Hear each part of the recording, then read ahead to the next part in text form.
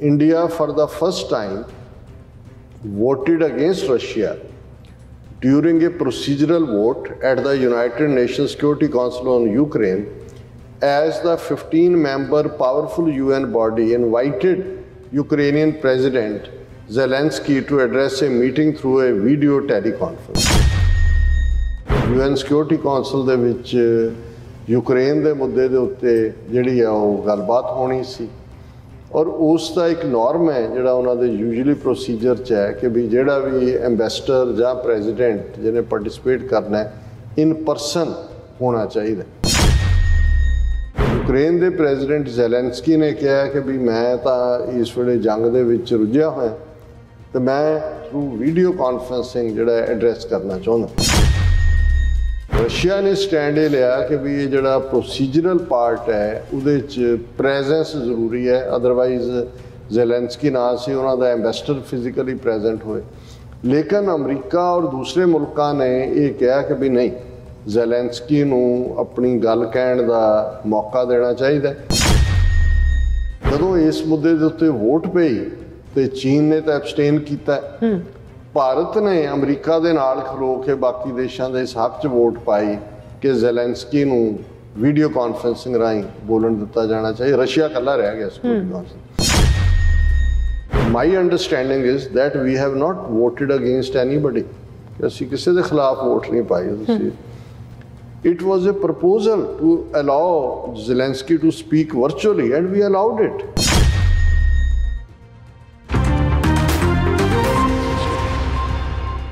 दर्शकों ब्रेक बाद तुहाडा सब दा भरपूर स्वागत है। सो व्यूअर्स गलबात करन जा रहे हैं कि भारत ने यूनाइटेड नेशनस सिक्योरिटी काउंसल विच पहली बार यूक्रेन के मुद्दे ते रूस के खिलाफ वोट पाई है।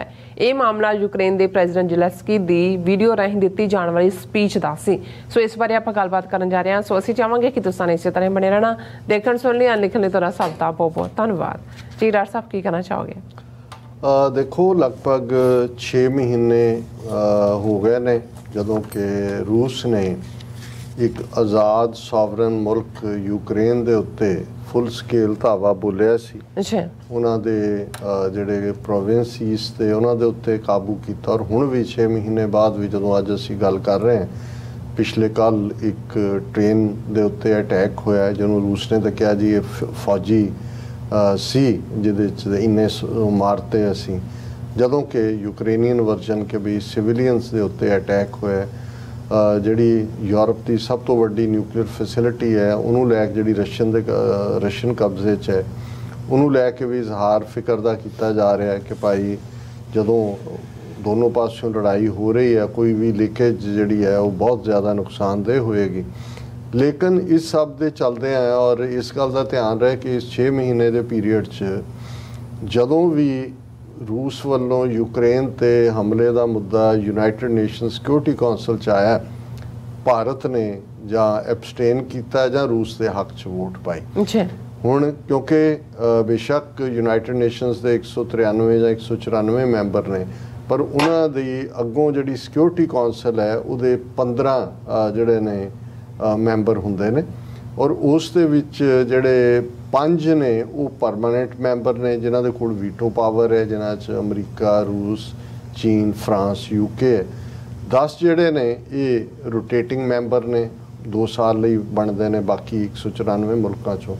और भारत जिहड़ा है यूनाइटेड नेशन सिक्योरिटी काउंसिल दा इस वेले रोटेटिंग मैंबर है, सो सिक्योरिटी काउंसिल च बैठदा है।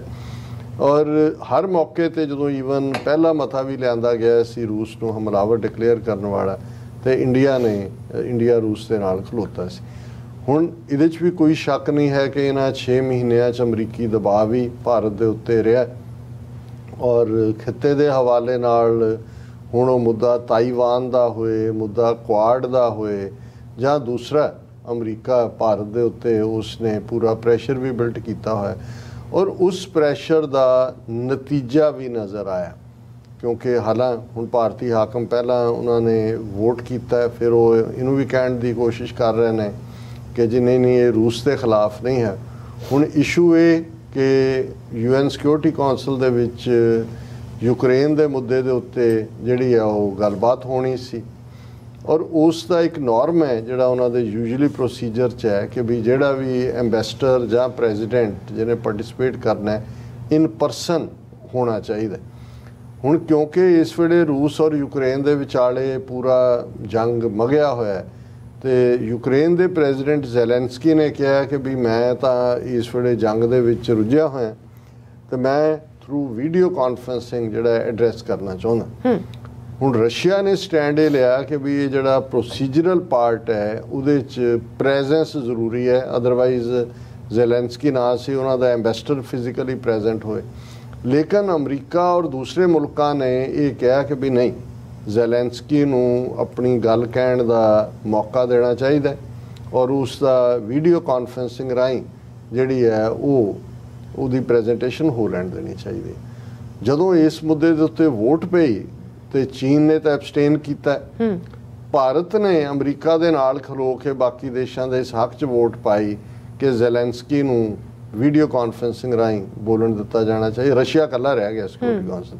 ਔਰ ਇਸ ਸਾਰੇ ਦੇ ਉੱਤੇ ਈਵਨ ਮੈਂ ਪਹਿਲਾਂ ਭਾਰਤੀ ਮੀਡੀਆ ਨੂੰ ਹੀ ਕੋਟ ਕਰ ਦਿੰਦਾ ਕਿ India for the first time voted against Russia during a procedural vote at the United Nations Security Council on Ukraine, as the 15-member powerful UN body invited Ukrainian President Zelensky to address a meeting through a video teleconference. कोई भुलेखा नहीं है कि पहली बार है ना 6 महीने जदों तो यूक्रेन क्राइसिस आया कि ये कीता। फिर उन्होंने कहा this is for the first time that India has voted against Russia on the issue of Ukraine after the Russian military action began in February.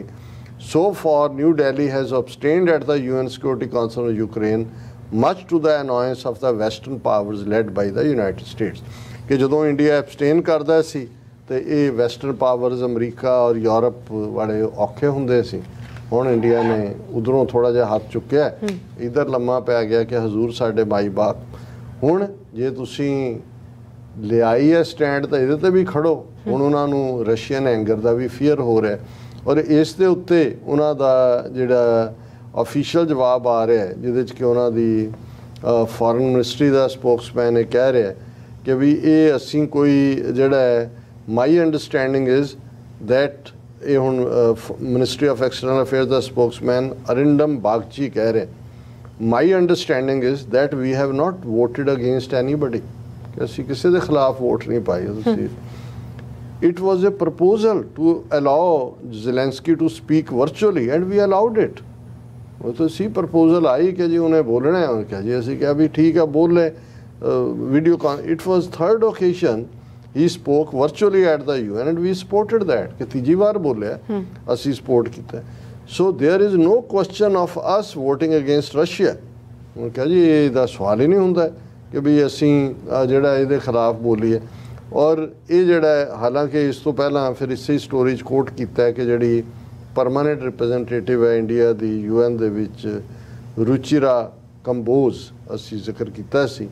उन्हें कहा जी असी तो डायलॉग चाहते हैं रशिया और यूक्रेन दे विच और इंडिया जड़ा है वो लगातारता नाल ह्यूमैनिटेरियन एड भेज रहा है जड़े इस कन्फ्लिक्ट दे विच शिकार ने और इंडिया का स्टैंड जड़ा वो बिल्कुल नहीं चेंज होया इस दे उत्ते।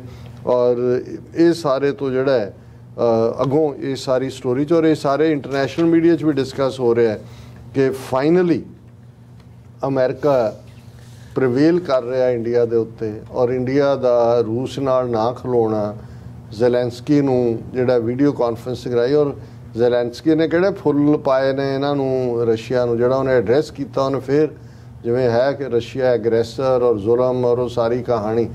तो हुण रशियन जिहड़े डिप्लोमैटिक सर्कल्स ने उन्हां चों इंडिया बारे की राय बना रहे होणगे। सो क्योंकि इस वेले जिवें असीं एक सैगमेंट कीता सी पिछले दिनां जिहनूं काफ़ी पसंद किया गया कि ये जिहड़ी एक तां हुंदा सी जी कि ट्रायंगल है ये अमेरिका रशिया इंडिया पर ये हुण ट्रायंगल नहीं इहदे च ये धागियां दा जिहड़ा पलछिया जाल है जे तुसीं उस खित्ते दे विच देखो तो भी एक पासे SCO है ऑर्गेनाइजेशन जिहदे बारे असीं कहा कि जी हरियाणे च अगले महीने अक्तूबर दे विच anti terror military exercise drills होणियां ने जिन्हां दे विच बाकी मुल्कां दे नाल नाल ईवन भारत पाकिस्तान दीयां फौजां भी इकट्ठियां ड्रिल कर रही होणगियां। हुण ये भी एक नज़र आंदा है कि भी ये चल की रहा है। फिर जे असीं ताइवान दे मुद्दे ते देखदे हैं तो उस सारे दे उत्ते भी किन्नियां पावर्स किधर नूं जा रही हैं, कौन की है। और अदरवाइज असी जे इलाकाई देखते हैं फिर चाइना, पाकिस्तान, ईवन ईरान और इन्हां सारियां दा की सो इस सारे हुण वो वक्त आंदा जा रहा है जिवें असी ईवन अपणियां दे हवाले नाल कहंदे हैं कि ये अपने कहणगे कि जी फलाना बंदा कहंदा है इसी देखो हुण करदा की है। मैं क्या भी एक जमाना सी अज तो 30 साल पहला ਜਦੋਂ ਅਸੀਂ ਲਾਈਨ ਖਿੱਚ ਕੇ ਕਹਿ ਸਕਦੇ ਸੀ ਕਿ ਇਹ ਬਲੈਕ ਐਂਡ ਵਾਈਟ ਹੈ ਕਿ ਆਹ ਵਾਈਟ ਨੇ, ਸਾਫ ਸੁਥਰੇ ਨੇ, ਇਹ ਕਾਲੇ ਨੇ। ਹੁਣ ਮੈਂ ਕਿਹਾ ਉਹ ਬਹੁਤ ਥੋੜੇ ਨੇ ਜਿਨ੍ਹਾਂ ਨੂੰ ਤੁਸੀਂ ਚਿੱਟੇ ਲੇਬਲ ਕਰ ਸਕਦੇ ਹੋ। ਹੁਣ ਸਾਨੂੰ ਡੱਬ ਖੜੱਬਿਆਂ ਦੇ ਨਾਲ ਹੀ ਡੀਲ ਕਰਨਾ ਪੈਣਾ ਵੀ ਇਹ ਡੱਬ ਖੜੱਬੇ ਨੇ। ਉਨਾ ਦੇਖ ਲਓ ਕਿ ਬਈ ਕਿਹੜੇ 'ਚ ਤੁਹਾਡਾ ਕਿਹੜਾ ਹਿੱਸਾ ਕੌਣ ਇਸਤੇਮਾਲ ਜਿਹੜਾ ਉਹ ਤੁਹਾਡੇ ਨਾਲ ਲੱਗ ਸਕਦਾ। ਪਰ ਜੇ ਤੁਸੀਂ ਬਲੈਕ ਐਂਡ ਵਾਈਟ ਲੈ ਕੇ ਤੁਰੋ, ਇਹੀ ਹਾਲ ਅੱਜ ਇੱਕ ਸਟੇਜ ਸੀ ਜਦੋਂ ਇਹਨੂੰ ਕੋਲਡ ਵਾਰ ਈਰਾ ਕਹਿੰਦੇ ਸੀ। ਕੋਲਡ ਵਾਰ ਈਰਾ ਦੇ ਵਿੱਚ ਲਾਈਨ ਖਿੱਚੀ ਹੋਈ ਸੀ। ਇੱਕ ਪਾਸੇ ਸੋਵੀਅਤ ਯੂਨੀਅਨ ਖੈਮਾ ਸੀ, ਇੱਕ ਪਾਸੇ ਜਿਹੜਾ ਅਮਰੀਕਨ ਖੈਮਾ ਸੀ। ਹਾਲਾਂਕਿ ਉਦੋਂ ਨਹਿਰੂ ਨੇ ਔਰ ਨਾਸਰ ਔਰ ਮਾਰਸ਼ਲ ਟੀਟੋ ਔਰ ਇੱਕ ਅੱਧਾ ਹੋਰ ਇਹਨਾਂ ਨੇ ਨੌਨ ਅਲਾਈਨਮੈਂਟ ਮੂਵਮੈਂਟ ਖੜੀ ਕੀਤੀ ਕਿ ਜੀ ਅਸੀਂ ਕਿਸੇ ਖੈਮੇ 'ਚ ਨਹੀਂ ਹੈ, ਨਾ ਅਸੀਂ ਇੱਧਰ ਹੈ ਅਮਰੀਕਾ ਨਾਲ ਹੈ ਨਾ। ਹਾਲਾਂਕਿ ਉਹਨਾਂ 'ਚ ਵੀ ਜਿਹੜੀਆਂ ਸੀ ਲਾਇਲਟੀਜ਼ ਤਾਂ ਹੈ ਹੀ ਸੀ ਕਿਹਦੇ ਨਾਲ ਨੇ, ਲੇਕਿਨ ਚਲੋ ਇੱਕ ਸਿੰਬੋਲਿਕਲੀ ਜ਼ਰੂਰ ਸੀ ਕਿ ਜੀ ਨੌਨ ਅਲਾਈਨਡ ਨੇ। ਪਰ ਹੁਣ ਇੰਨੀ ਕੰਪਲੈਕਸਿਟੀ ਹੋ ਗਈ ਕਿ ਈਵਨ ਨੌਨ ਅਲਾਈਨਮੈਂਟ ਦਾ ਤਾਂ ਇੰਡੀਆ ਨੇ ਹੀ ਬੇੜਾਗਰ ਕਰਤਾ ਜਿਹੜਾ ਪਿਓ ਬਣਿਆ ਹੋਇਆ ਸੀ ਪਹਿਲਾਂ ਕਿ ਜੀ ਨੌਨ ਅਲਾਈਨਮੈਂਟ ਹੈ। ਜਿਸ ਅੰਦਾਜ਼ 'ਚ ਇਹ ਖੁੱਲ੍ਹ ਕੇ ਇੰਦਰਾ ਗਾਂਧੀ ਸੋਵੀਅਤ ਯੂਨੀਅਨ ਦੇ ਖੈਮੇ 'ਚ ਗਈ ਤਾਂ ਸੋਵੀਅਤ ਯੂਨੀਅਨ ਦੀ ਸੈਟੇਲਾਈਟ ਕੰਟਰੀ ਬਣ ਕੇ ਐਂਡ ਹੋਇਆ।